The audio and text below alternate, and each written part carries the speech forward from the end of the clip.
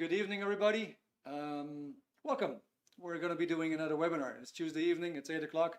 I was just in doubt a little bit if we were actually live or not. We're going to be live on Zoom tonight, YouTube, Facebook, Instagram, and doing a webinar on the title, How to Get On with Others.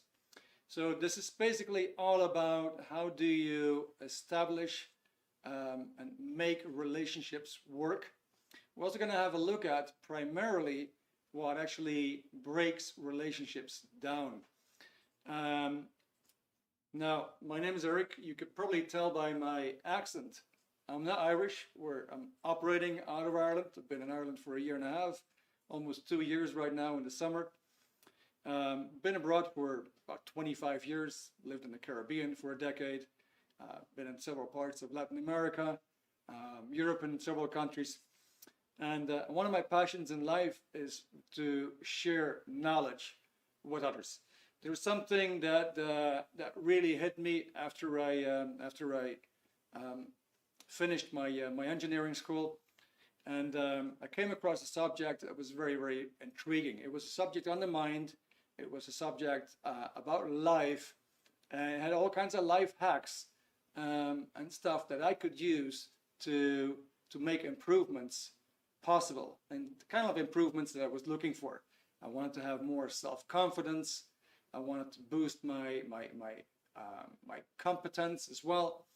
So I'm going to be sharing some data on that, and while I'm actually talking, just for you to have an idea, obviously it's a webinar, so the only thing that I see is a camera in front of me, right? And so I don't see you guys. You guys see me, but I don't see you. So it would be nice to make ourselves acquainted a little bit. So my first question to you is basically where you're from and why you're joining tonight in this webinar.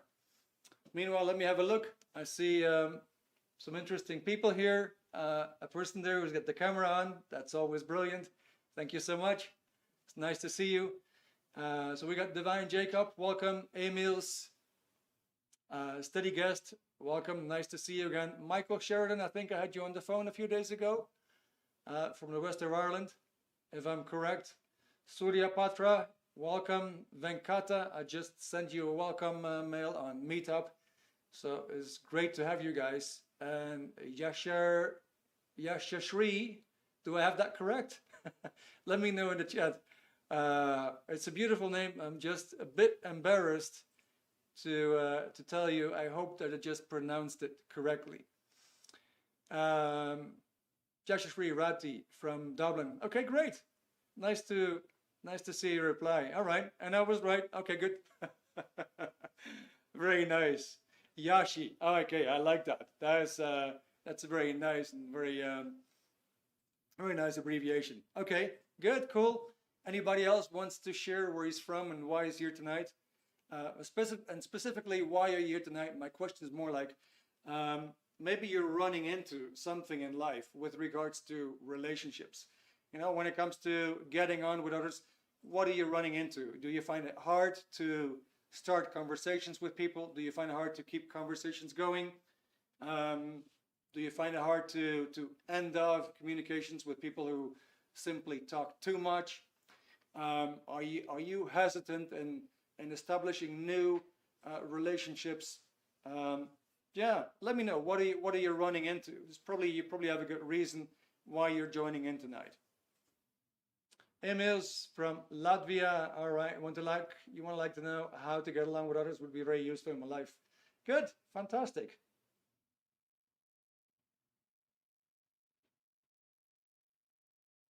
Now, maybe you guys are still typing. In the meantime, so tonight I'm actually going to be using the theory from this book. It's called Dianetics. That means through mind. Dia comes from Greek, means through. Netics comes from nous, which means mind. In other words, through mind. It's an international bestseller on the mind. There's no book like this. It's been sold more than 22 million copies in more than 50 languages. It gets so crazy you can even get it in Zulu.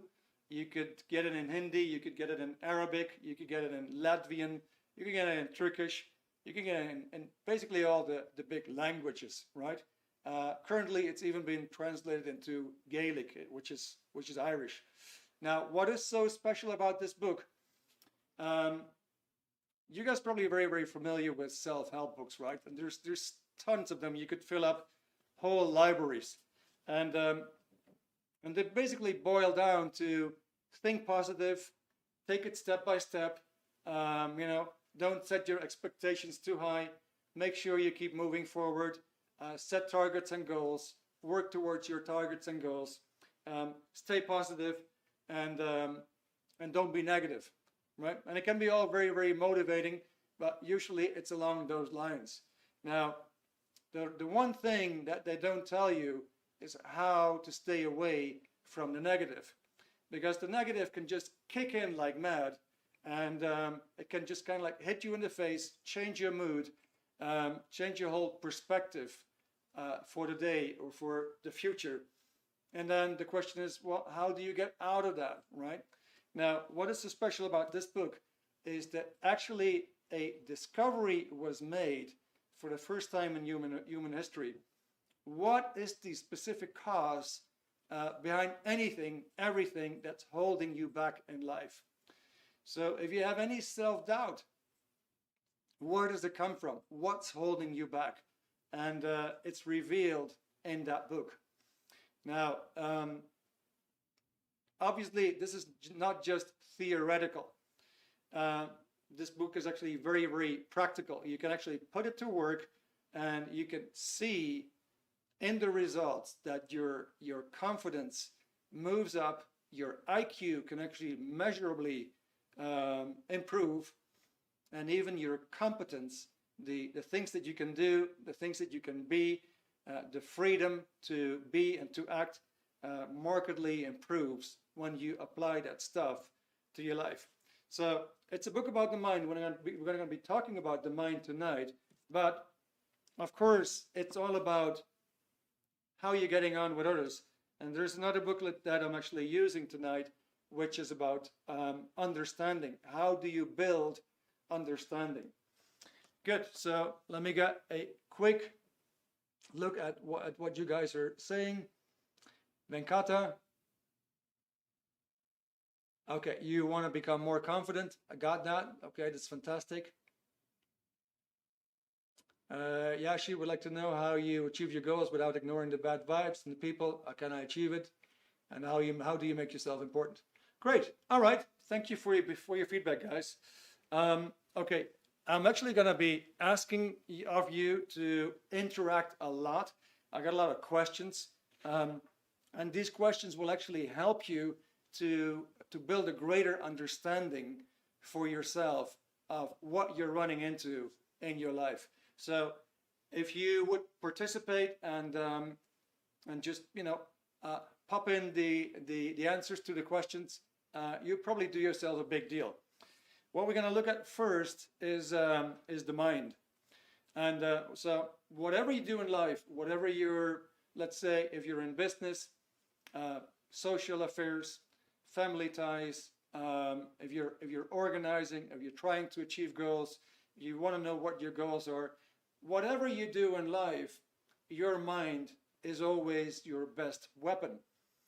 And as we're going to see, sometimes it's going to let you down as well. So we want to know, how does the damn thing work?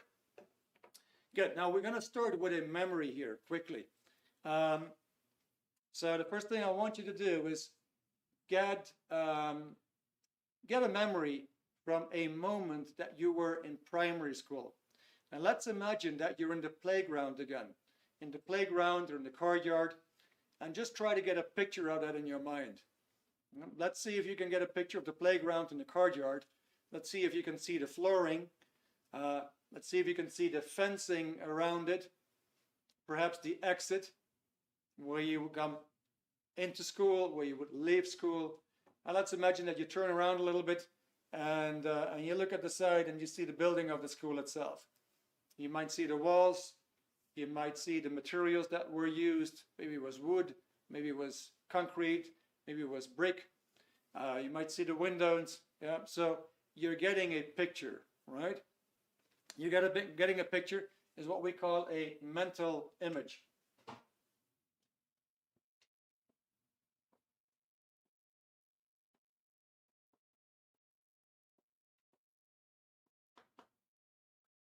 That's called a mental image picture. Good. So the first thing that you notice is that you kind of like see something happening. You could kind of like imagine, like, all right, I can see the playground in front of me. I can clearly see the exit is somewhere over there. There's a fence, and you got the school building over there. You kind of like get images, right? Now that stuff is not tangible. You can't knock it. You can feel it. You can't touch it. It doesn't weigh anything, but you can perceive it. Good. Now let's take it to the next gradient. And now imagine that you're in your living room, in your favorite chair, not where you are right now, but back at your parents' place, where you grew up. Imagine that you're in your favorite chair, in the living room, at your parents' place. And now let's do a funny thing. Let's you can go along with me if you like. Ideally, you just point out the things that I'm going to be asking you for. So what I would like you to do, from where you're sitting, point to the TV if there was a TV in that room. Just make that gesture and say, okay, well, I'm sitting here, the TV is over there about 3-4 meters away from me, for example, right? That's what I would do if I would go back to my childhood. I would say, all right, my chair was here.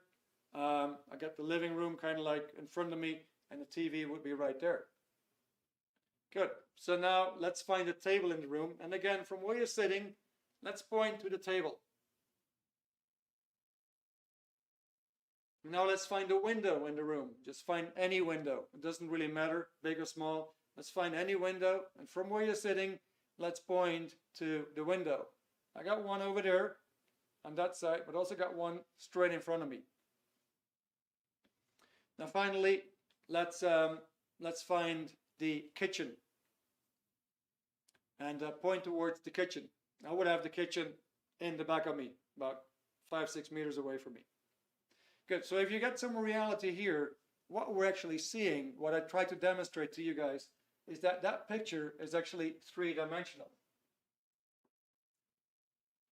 The picture is 3D. Yeah, you're clearly seeing these objects in space, kind of, right? Now, your whole mind would, if you would kind of like sketch it, you get something like this.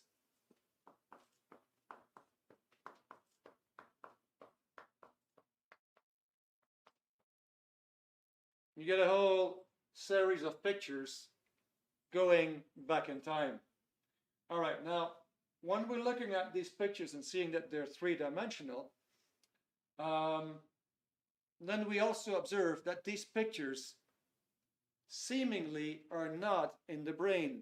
You didn't say, well, the TV is over here and the kitchen is in the back of my head, and I got a window here inside of my temple, and I got a big light there within the top of my head. You wouldn't do that, right? You're actually pointing about you. So it might actually be some kind of you could call it a mental affair, you could call it a spiritual affair, right? But apparently that is not in the brain. So we do have a body here, and we have a mind here, which is your pictures. And then of course the question is, well, who or what is looking at these pictures? And so the researcher in the book, he simply refers to life force. So let's put that down here. Let's say there is a you as well, and we could call that a life force. Now, if you ever had the idea that you could be more, that you could do more, that you could have and achieve more in life, you were right. The the fact of the matter is that you have a tremendous amount of life force in you. You have a tremendous amount of potential. Maybe you're familiar with the idea, the statement of Einstein, where he said we're probably only using 10% of our potential. So if we're only using 10% of our potential, then where did the other 90% go, right? Apparently, it seems to be lost somehow, right? So we're going to have a look at that too. And so I got a question for you already right now. So we just looked at some pictures. Yeah, you looked at a picture of the of primary school, and you looked at a picture of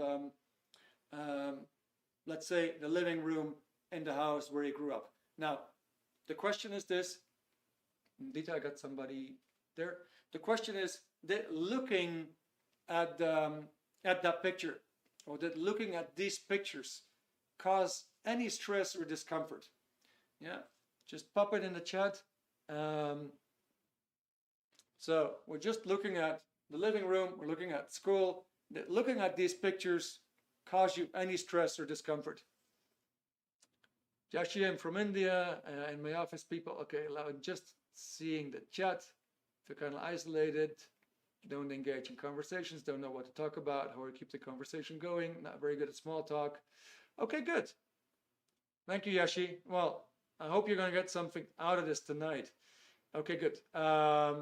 Right, so everybody already answered to my last question, which was, in general, a no. So, in other words, there's these pictures you can comfortably look at. Now, how do we use these pictures? Very, very funny. Let's say you come home, you drop your keys somewhere, right? You go to work, you go to the garage, you go to another room, you take a shower, all of a sudden you realize, oh gosh, I need to go out. And you put your hands in your pocket, and you go, oh shit, where's my keys? I can't find my keys. Well, are you going to go back to the garage, back to the shower, back to all the rooms where you were before, and roam around and trying to get your keys again?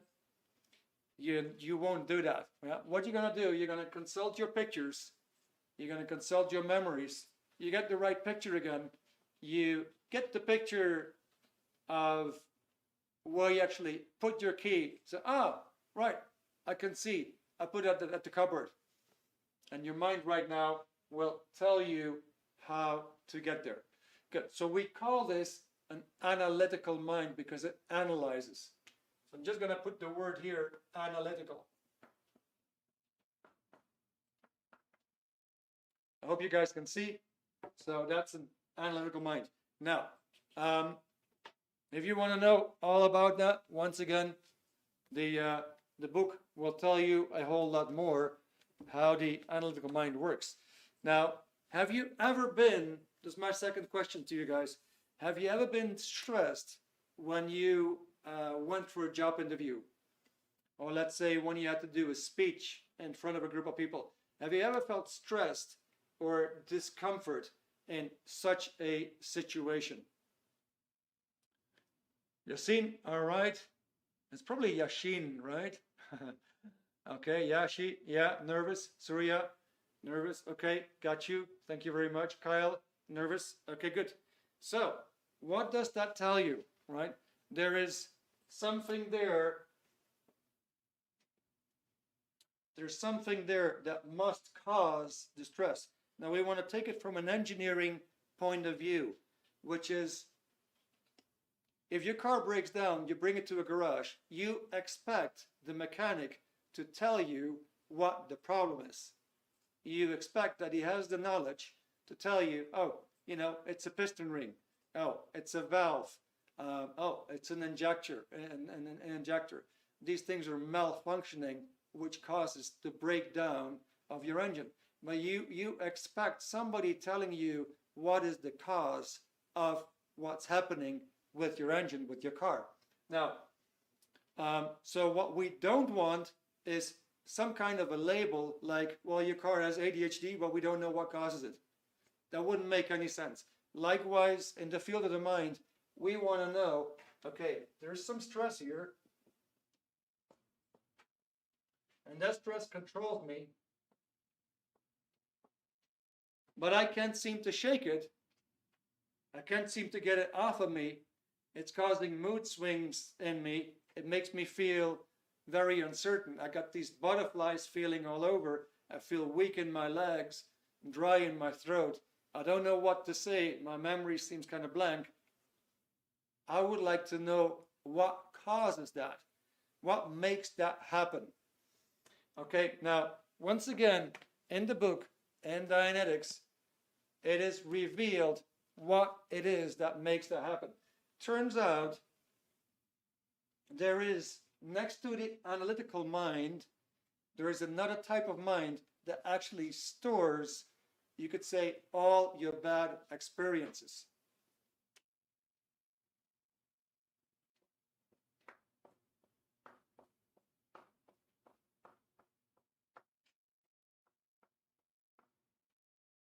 So I'm going to take something very, very mild, right?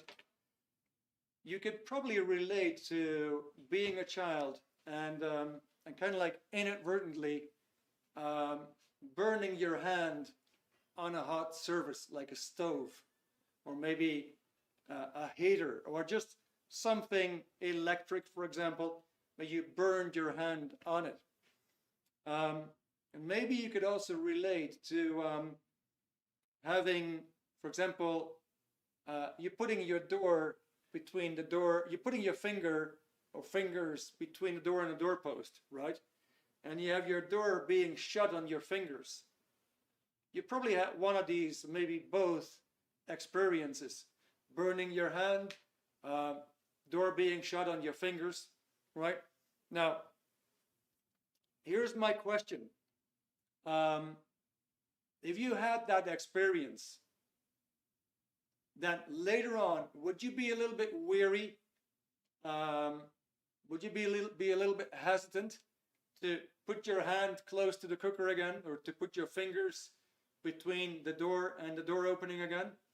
Would you just do that for the fun, or would you hesitate a bit? You would probably be hesitating a bit, right? Good. So what happened there is that you stored pain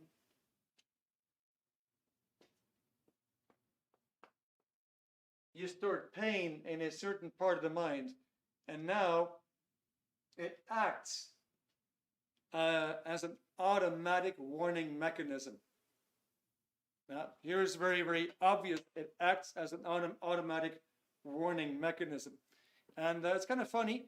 You'd be very hesitant to put your finger between a doorpost and a door opening again. You'd be very hesitant probably to make sure that you're not really touching a hot surface, right? Because you learned your lesson, you could say, the hard way. Okay?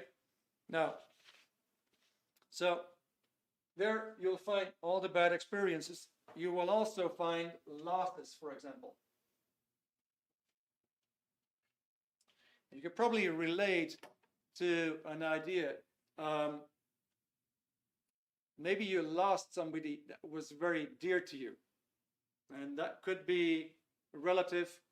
It could be a partner, right? It could be, well, it could even be an animal, for example. But you may have, at some point in your life, felt a tremendous loss of an animal or a person, even a possession that you were really fond of, that you really loved. Now, what happens if you think back at that moment? That's my question to you. What happens to you when you think back of that moment?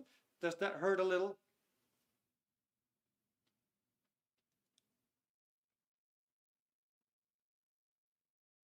Yeah, it does, right? So, very much. Okay, thank you guys for the answers. A lot. Okay, so painful. Good. Thank you for your answers. What that tells you is that that pain and that loss is kind of like engraved in your system. It's still there. It can just bam, come back to you and kind of like hit you in the face again. So there's a factor there coming from that part of the mind that kind of like controls your emotions, controls your body, and so on. Now, I'm trying to hoover over to how does this relate to relationships? Yeah, and here's another question for you guys. Now, who has ever been betrayed? Let's say a financial betrayal, or an in-person betrayal. You really trusted a person, and then you found out that that person wasn't trustworthy at all. But you found out too late, of course, right? Or maybe you were in some kind of a deal and you trusted a system or you trusted an object, and you got betrayed. So here's this specific question, yeah? Who's ever felt betrayed and then lost trust in that type of situation or in people in general? So who's ever been betrayed and then consequently lost trust in people or in similar situations? Let's say you make a transaction, you put your credit card data there, and it went completely wrong. And now you don't trust your banking system. You don't trust your credit card system anymore. Or maybe somebody seemingly wanted the best for you, and it seemed to be so right and so good, and but you got betrayed. And as a consequence, you may or may not have lost trust. I'm just going to have a quick look.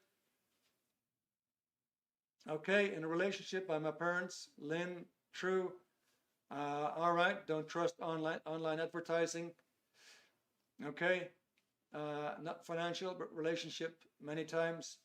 Good. All right, so here you could say there's another type of bad experiences, right? Like betrayals.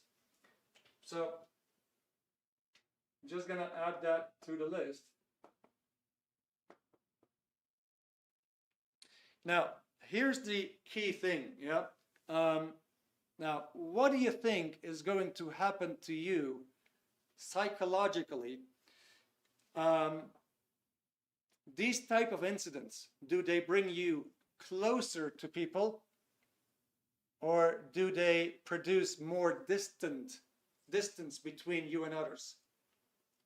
So when you start to accumulate these type of incidents, does that impulse you to be more interacting with people and to be more closer to people, or does it kind of like make you withdraw and take more distance?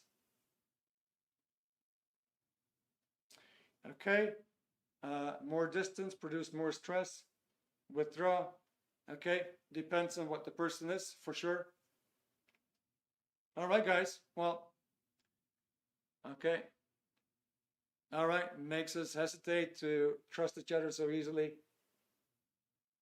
All right, now I'm trying to forget and move on. Good, guys. Thank you very much for the participation. So here is basically how that reactive mind has a bad effect on you. So let's say, just to make it very, very simple, let's say you got a picture there .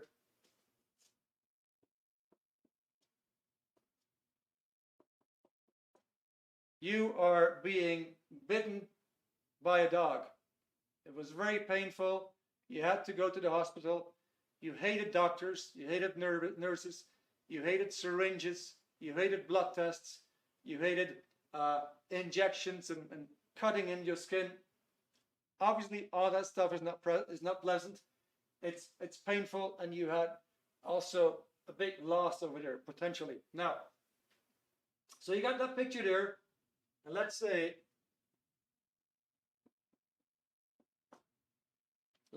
at some point later in life, you see a very similar dog again. You see a very similar dog again. How are you going to respond? Are you going to approach the dog? Or are you going to kind of like have the attitude like, oh, nothing wrong here. Are you going to be running away? Or are you going to approach him and kick him? What will you do? You probably avoid, like I said, all costs, at all costs. Think twice. All right, avoid. Good. Thank you, guys. Definitely take a distance. All right, so what's going on here? Well, your mind is obviously confusing things. This is maybe 10 years ago, and this is now. So your mind confuses this moment here with that moment over there. Your mind confuses this dog with that dog. Your mind confuses this location in space and this situation with that situation. Now you actually can see that this part of your mind that stores pain and loss and all your bad experiences acts very, very irrationally.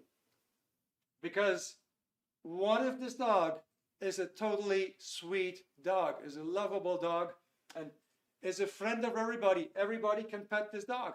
That would mean your mind is giving you the complete wrong advice. It tells you to make a big detour, to be afraid, to be on your qui-vive, and basically there's nothing wrong. Yet it will give you a lot of stress signals to basically tell you, go away. So what does it do if I let me just wipe out something. If we let's say we're playing a game here. And we're calling this game the game of life.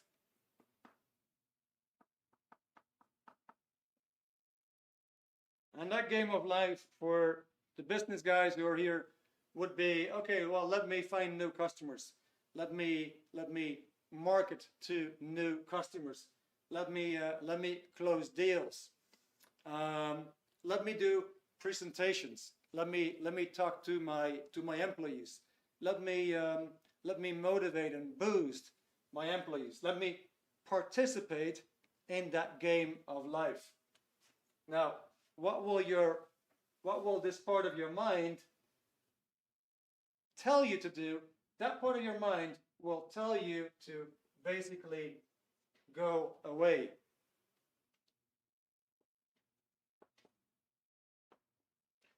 The part of your mind tells you to go away and not play that game. And if you don't obey, then it's going to cause you stress. You see how that works? So you want to play the game of life and you're going to go for a job interview. This part of your mind will tell you, you have to be stressed right now. You have to be very, very, very nervous. And I'm going to make sure that you're so nervous because you're going to forget everything. You can't talk. You can't really speak. You can't really ask any questions. You're just going to sit there and be shaky and be very, very smelly and transpire because that part of your mind causes stress and takes over the full control. Now, we're going to give this a technical name. I'm going to wipe out something because otherwise it might be a bit too much.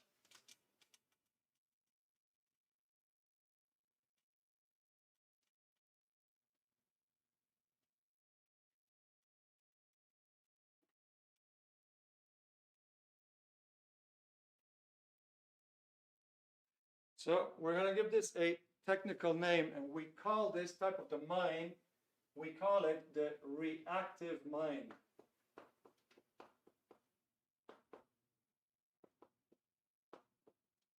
It's a totally silly mind. It's the mind of an animal.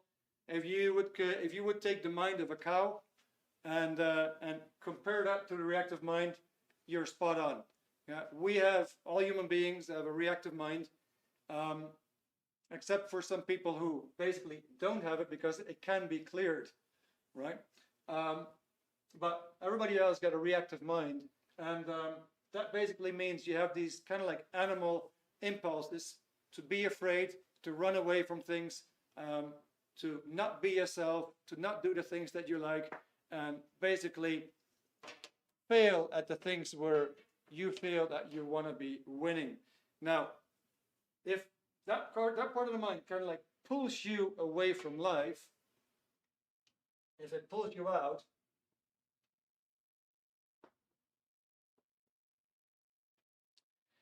then basically, as a result, we could say that our appreciation for life itself has dropped.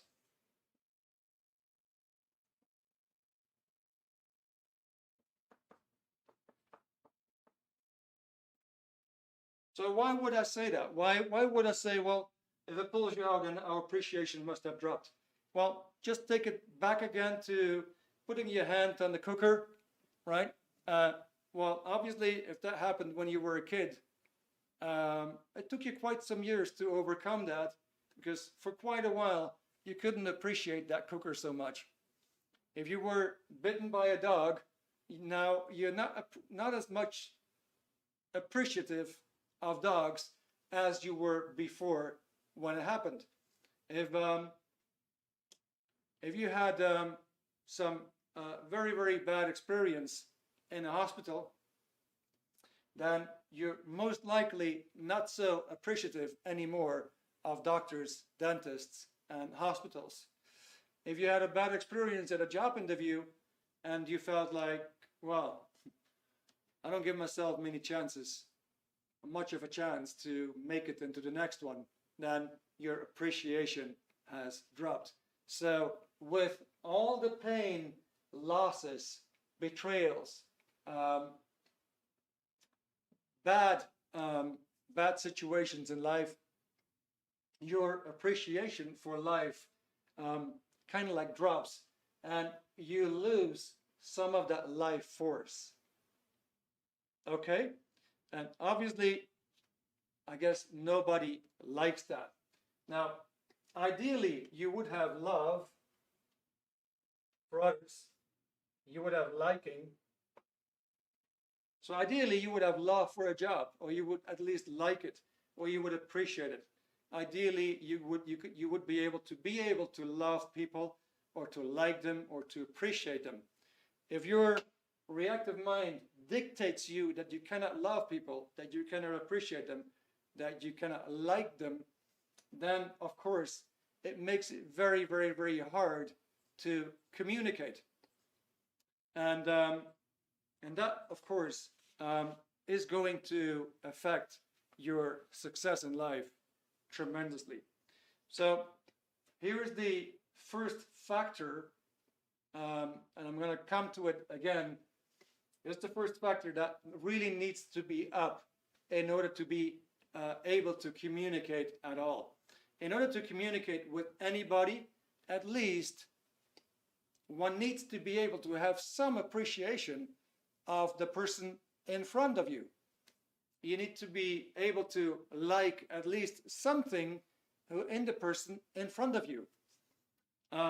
Ideally, you could find things that you could really kind of like, kind of love, right? And have some agreement there. Okay, good. So there is a technical word for all of this, and we're going to call it affinity.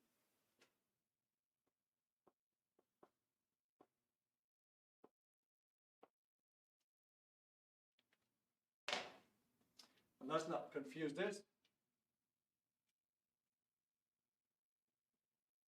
So by affinity, affinity is just a Latin word. For people who speak Spanish or Italian, you get like afinidad, which means love, liking, appreciation, or lack of. And it's a crucial word to understand. Let me just have a quick look at my notes. Good. So let me wipe out something to give you an idea. How does that affinity work?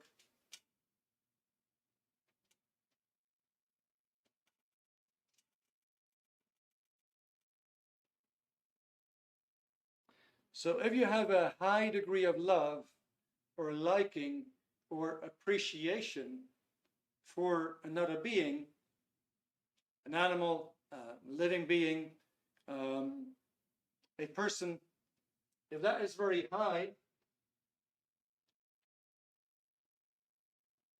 it can go both ways, right?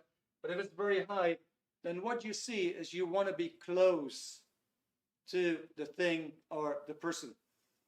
If you probably remember, in your childhood, as a lady, you got your first doll. We as boys, we got our first cars, for example, and you were so fond of them, you even took it to bed with you, right? You wanted to have it really close to you. You want to have it close to you. You want to have it so close to you because you were so fond of it. Your affinity for that object was so high, you wanted to have it with you all the time. Now, if you have a lot of affinity for another person, so let's say your affinity, your love, your liking is very high, you want to be very close to that person. So your distance would be very narrow. You love your wife, you love your partner, you love your husband, you want to have the person close to you, right? The distance is very narrow. Your affinity, let's put it in A, your love, your liking, it's all the same thing, is very high. Okay, what happens when that affinity, when it drops? In other words, when you don't love that person as much as you did before, you don't like the person as much as you did before, your appreciation has dropped, what happens is that the distance increases. So we can actually see right away that when your affinity rises, communication becomes easier. When your affinity drops, communication becomes more difficult because both mentally and perhaps even physically, you're going to be putting more distance there. You can see that when the distance becomes too much, one cannot communicate at all. And we feel that way, right? For some people, we simply don't have any affinity, so we don't communicate to them.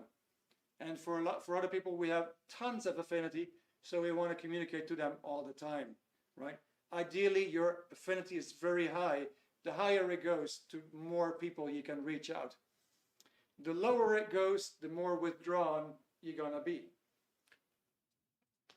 Now, the problem is that in your reactive mind, you have moments that will make your affinity drop, right?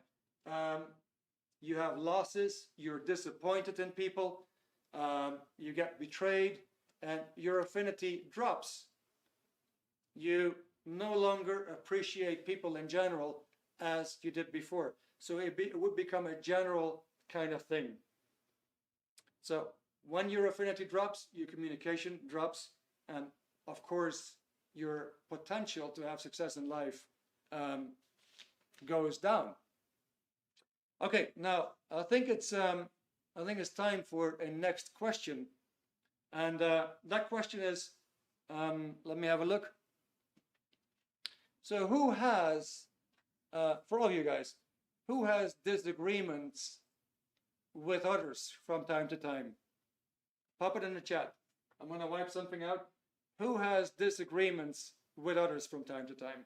Yashin, me, all right. You guys are already on the ball, I see.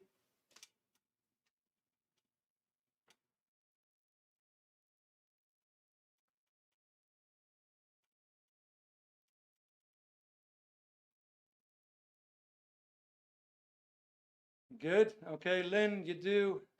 Siblings, all right. Happens very easy most of the times. Okay. Kyle, yep. Thank you, guys.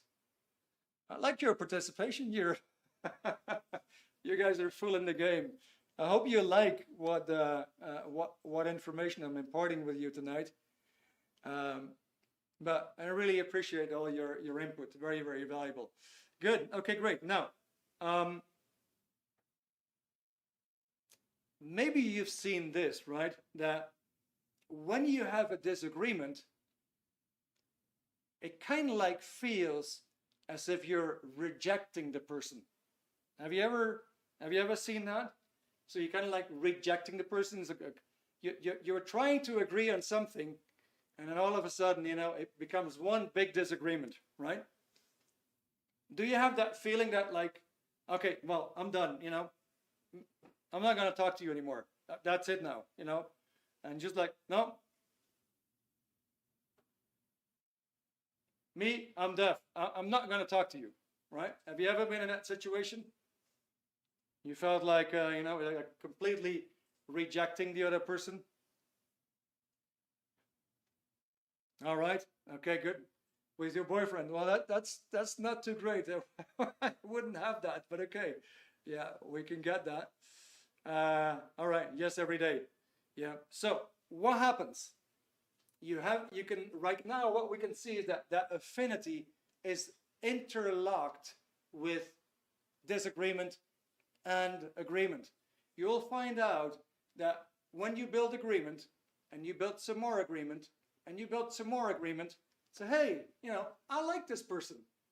I like this person. And then all of a sudden, either of you makes the big mistake to start talking about politics. And then you'll find out you're completely in disagreement. You're like, these people, I don't understand how you could possibly vote for them. So now what happens? You feel like, you're completely rejecting that reality, right? And all of a sudden, that person, your appreciation for that person kind of like dwindles, right? You don't like that person so much anymore. So you could say the person becomes less real to you. Am I correct? Would that be a correct question? Does the person become less real to you? I'm going to have a sip of tea, guys. Yeah, oh my God, politics can make things really go wrong, right?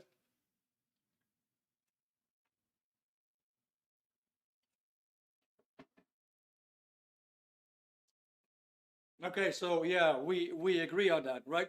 So now we see that your appreciation and the degree of reality, they're interlocked.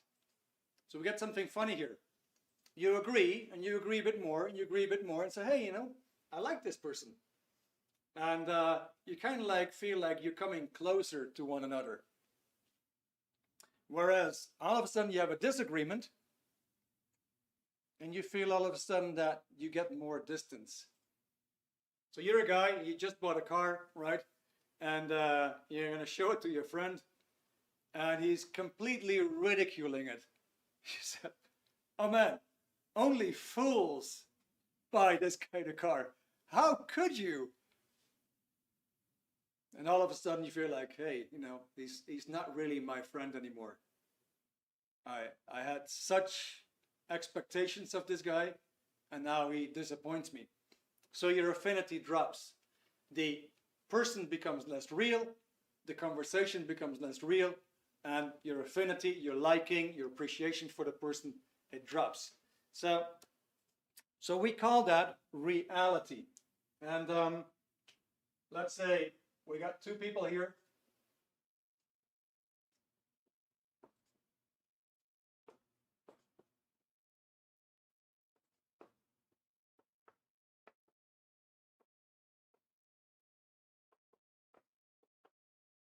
So this guy, he has that idea, right? He's got his idea in his mind. He just bought a new car. And so he wants to communicate that idea to the other person. So the other person has he gets the same idea. In other words, he gets the same picture, right? Now, if he gets the same picture, it's basically they agree on something. And we call that reality. Simply this, guy looks at the car.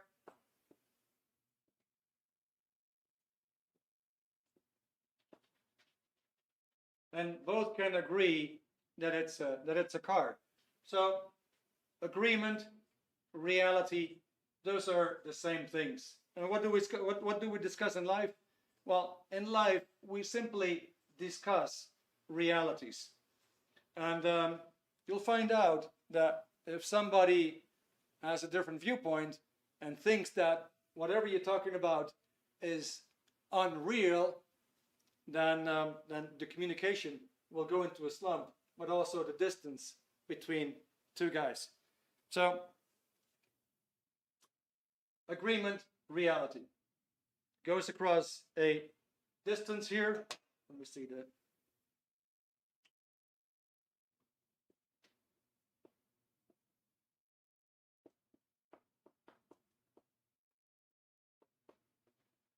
So we're going to try to get an idea across a distance to somebody else so we can actually share reality. So here we have affinity.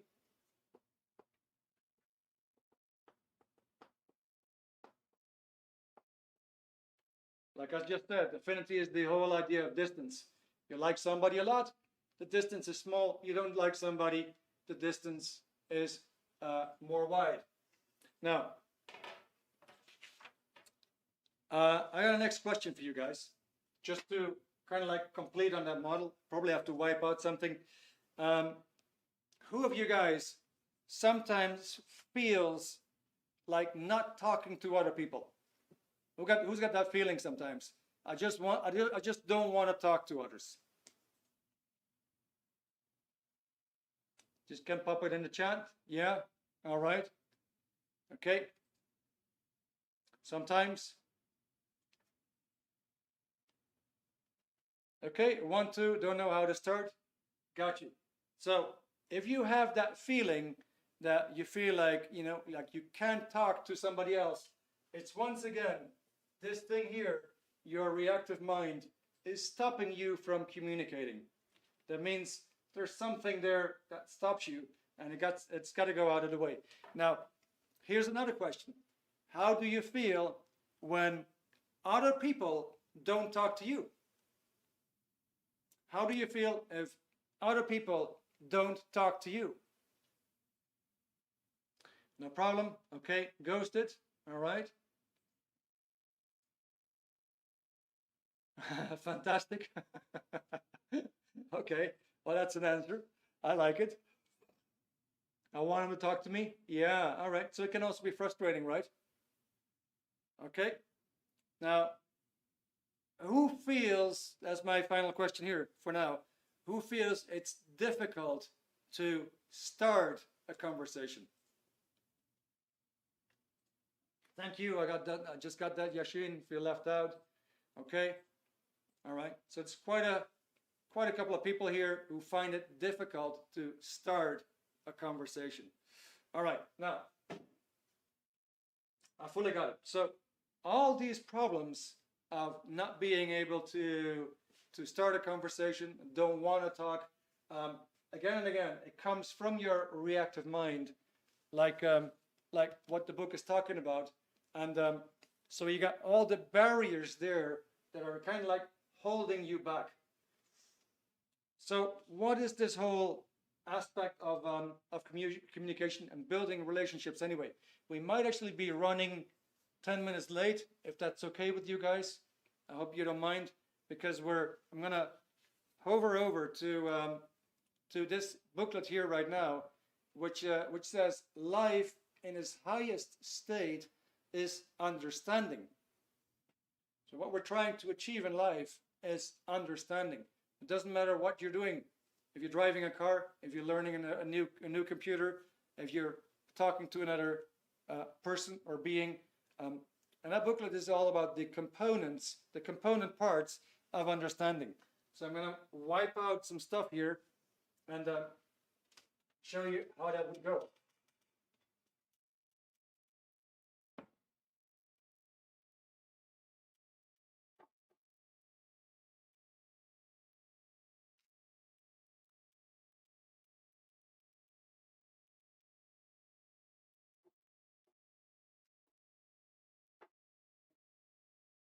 Now, when it comes to communication difficulties, there is actually communication drills, exercise that one can do to feel more comfortable to talk to anybody. There is exercise that you could do to raise your ability to comfortably be in the space of anybody. If that person is mad at you or whatever kind of emotion it is, and there's drills that you can do to more comfortably just be in any type of communication situation. If you have any questions for me, you could definitely pop it in the chat, because we're going to save the chat, and I could brief you later on. I could brief you person to person. I could brief you by WhatsApp, email, whatever works best for you. So communication is basically the idea of interchanging ideas across space from you to somebody else, right? So we got you here, and here we got somebody else. And like I just said, maybe you're thinking of a car, and you just want to get the concept across. Looks more like a UFO, I suppose, but so you have a concept here. You just want to get that across to somebody else. So here we have communication.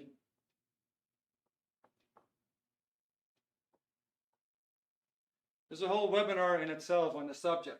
We're not going to cover all those details. That was last week. For anybody who's interested, it's actually recorded. It's on YouTube. You can ask the link, and you can send it. I can send you the link, and you can see it back. So you have a certain reality. Let's say your reality is the thing that you want to discuss, right? It's the thing that you want to bring forth. So you want to get that reality across to the other person. So in the end, all you're looking for is some kind of agreement, right? So you want that person to make a 100% copy. Because only if you get a 100% copy, well, then at least you can understand each other. You know that you have the very same reality. So that goes across a distance.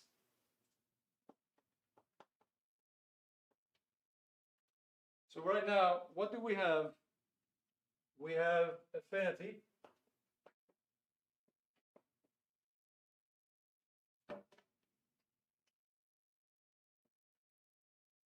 We have affinity. We have a reality, something that we can agree on, and we have communication, right? So these are the three component parts that make up understanding. So we're getting a triangle right now.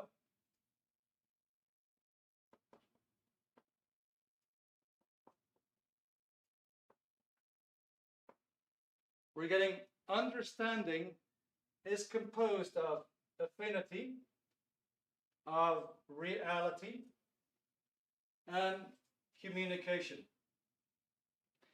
So if there is no affinity, there's no affinity at all. There's a tremendous distance. Physically, mentally, there's so much distance in your mind, you wouldn't even consider coming close to the other person. So if there's no affinity, the distance would be so much, communication would be impossible. And of course, you could never get a reality across. Likewise, if there's nothing that you could ever agree upon, there's no reality whatsoever that you can agree upon, but that one doesn't exist, well, then obviously you could never have any communication going. And obviously you could never like or appreciate the person. So there wouldn't be any affinity. And likewise, of course, communication is the most important part of the triangle. If there wouldn't be any communication whatsoever, you couldn't get a reality across and now there would not be any liking or appreciation or affinity, as we see. So these three parts are interconnected. What does that tell you? Well, that tells you that at all times you do have to have a certain level of affinity for the other guy. That means you have to find something in that person that you can agree with.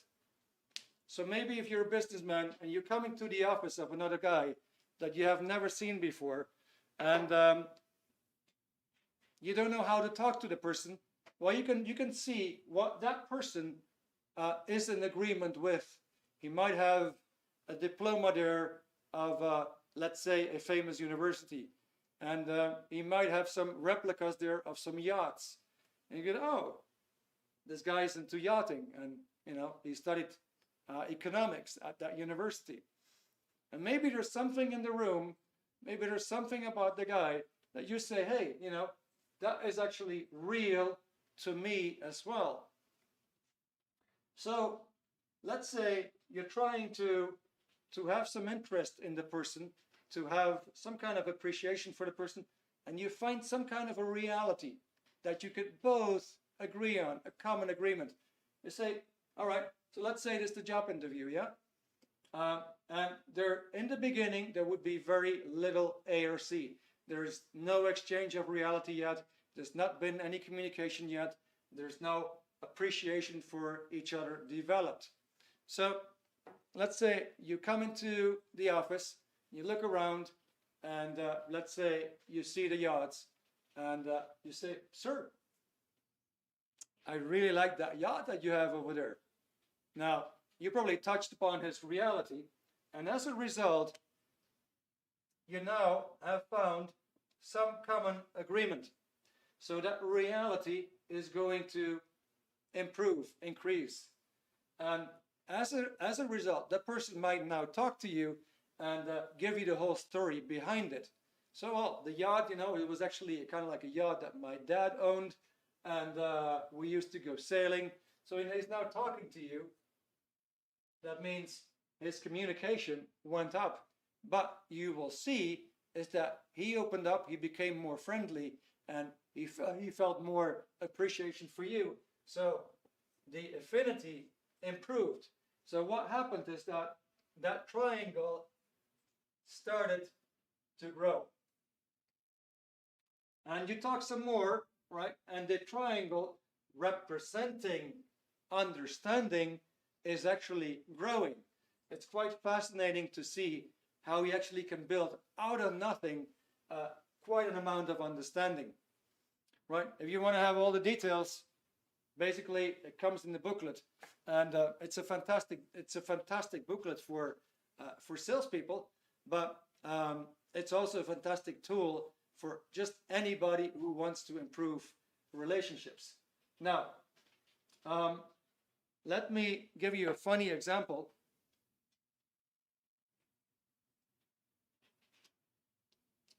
It's not so bad in time. I hope you're in agreement with me, and not have a break in reality that's actually taking a little bit longer. So I'm going to give you a funny example now. And that's the stuff that you run into in life quite frequently. Let's say that's you, and just for the fun of it, let's say this is your wife.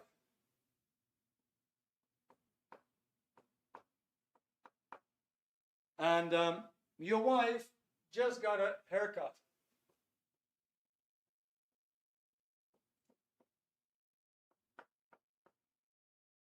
Okay, so you observe that new haircut. That's your picture that you're getting right now.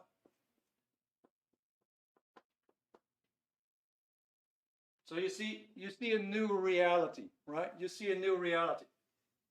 And so you come home, you see that new haircut for the first time, and you say, honey, my God, you look gorgeous. I love your hair. So what just happened is that she had her reality, of course, with the haircut. Hopefully, like in my example, she's totally content with the new haircut. Right? She likes it. So her reality is that she likes her new haircut. Now you come in, you have the same reality and say, honey, oh my God, you look so beautiful. I just love your haircut. Right? So you reinforce the reality.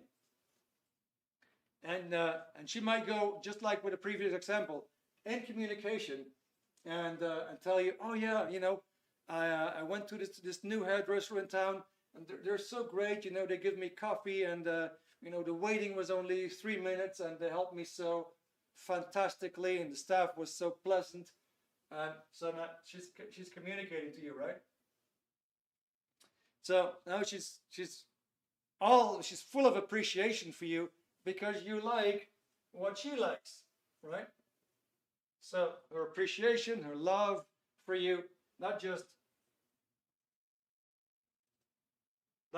improved the amount of understanding between you and her.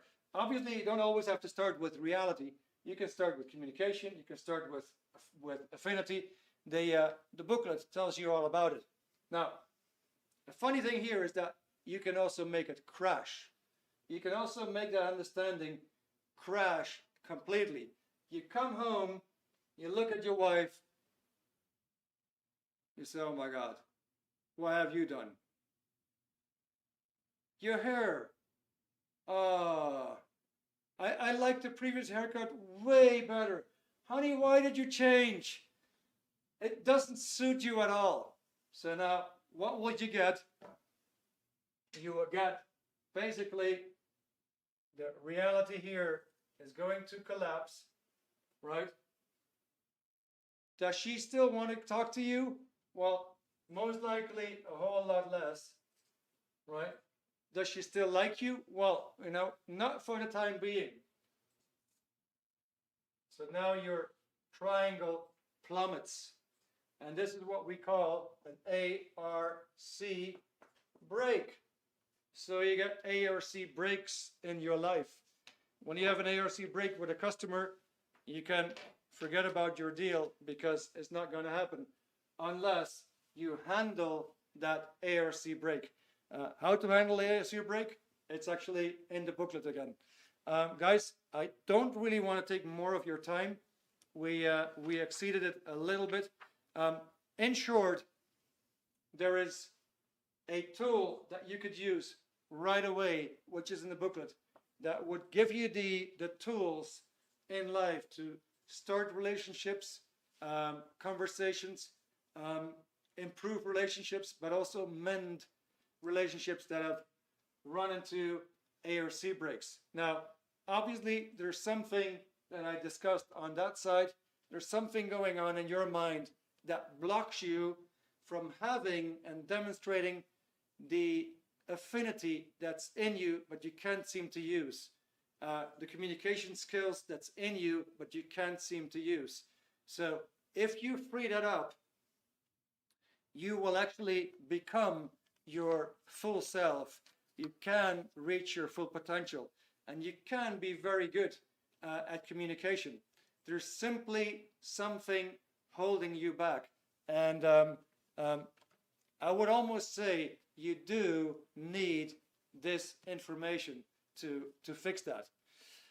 It certainly has done it for me. Now, so the main thing here, that is the discovery. The discovery was made that the reactive mind stores some key incidents, and when these are erased, basically your vitality just comes back as a whole, and all your communication skills, your confidence, your competence, even your IQ, it would shoot up and improve. So it doesn't mean that you have to basically dig up all of your reactive mind. There's basically key incidents that can be found in a very, very simple manner. The book tells you how to do it. And so with that, I basically want to tell you that we do have a very special offer tonight. Normally the book is 20 euros. What we're doing tonight, you can actually have the book in your own language if you want to, complement it with the booklet on communication and raising understanding. And you're going to get that package together right now for 20 euros, including shipping.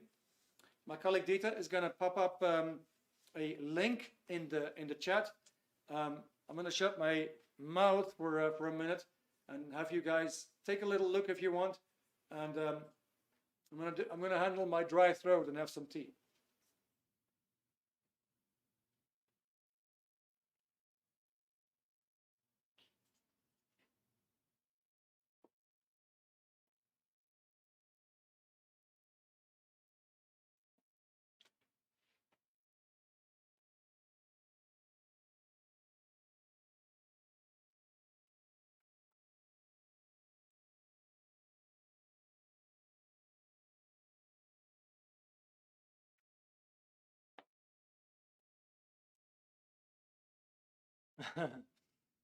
Interesting comments, guys.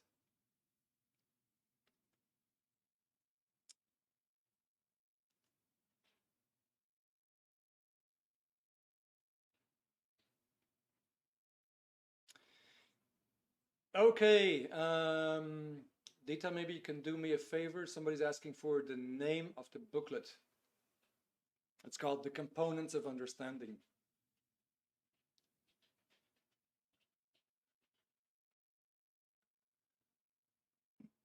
Okay, guys, you've been really great tonight. I really loved your input, and I really loved your participation. Kind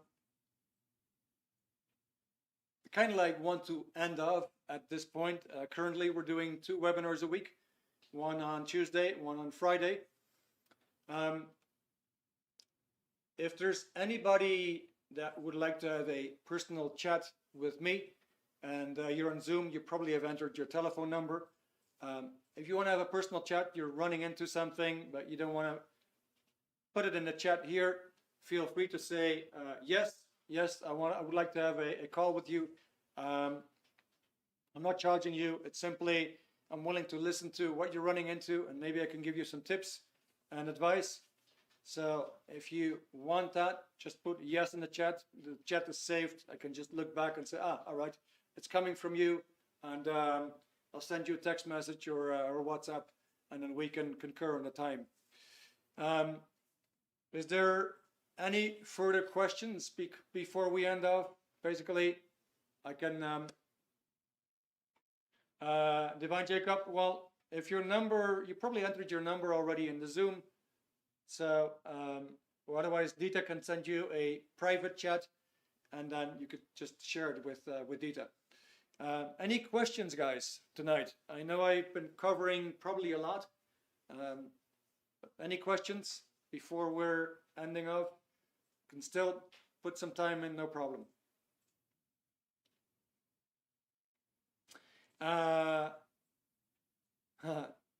Guys, I'm absolutely amazed with the compliments. Thank you so much.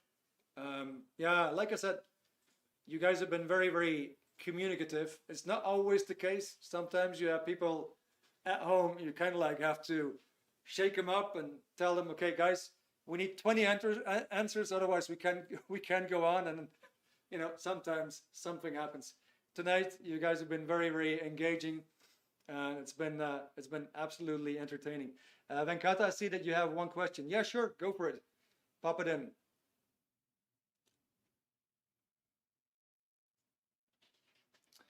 Go ahead, Venkata. Last week I had somebody who looked at my cup. I got very curious. What was I drinking, right? So I actually had to tell him. And so just for the fun of it, I'm waiting for you, Venkata, with your question. Just pop it in while I'm sharing my recipe. I got 2 bags of actually I got 2 bags of ginger tea in there, 4 to 5 cloves, whole cloves, cayenne pepper, and honey. It's very, very spicy, but It's one of my favorite recipes. So I absolutely love this drink. Probably drink like 1.5 liters a day. And voila, and Kyle was there last week. He was, he saw me too. He saw me drinking. Fantastic. All right, Venkata. What if the other person doesn't match with your affinity? Well, so the thing is that it's always, you're just going to have more problems if you want to change somebody. You know, because if you want to change somebody, you want to change somebody's reality. It's like, well, you know, honey, I really like you. You know, I like everything about you. I love your wit. I love your humor. I love our talks. I just feel you need to slim down. So right away, you're going to have a disagreement there, right?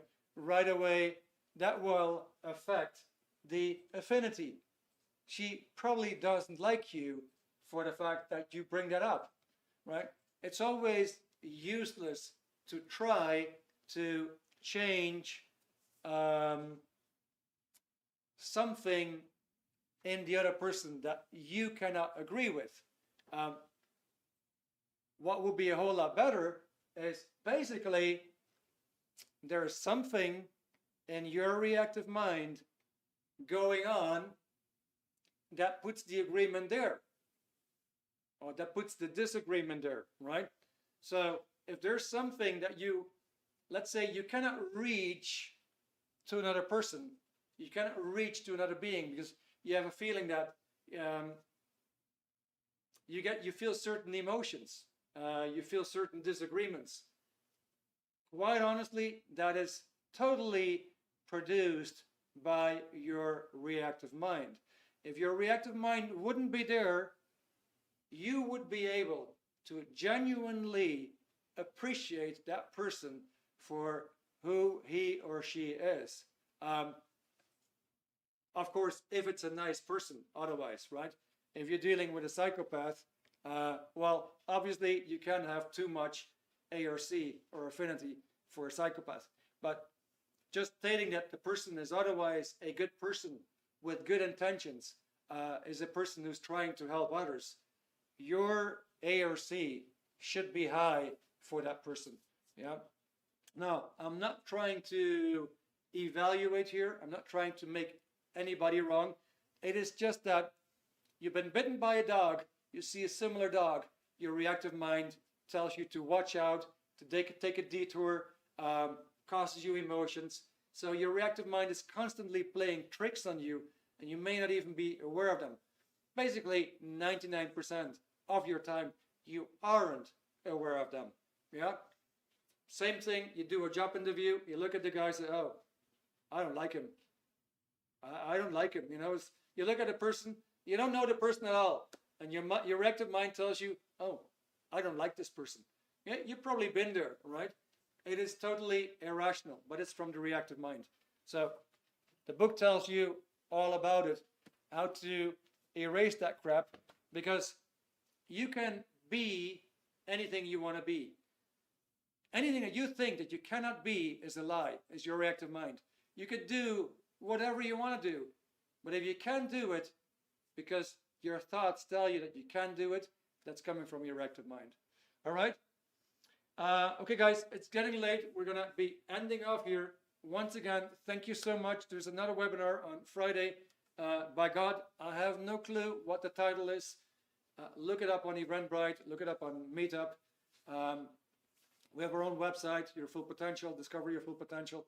So maybe we see each other again on Friday. And otherwise, hope to see you again soon.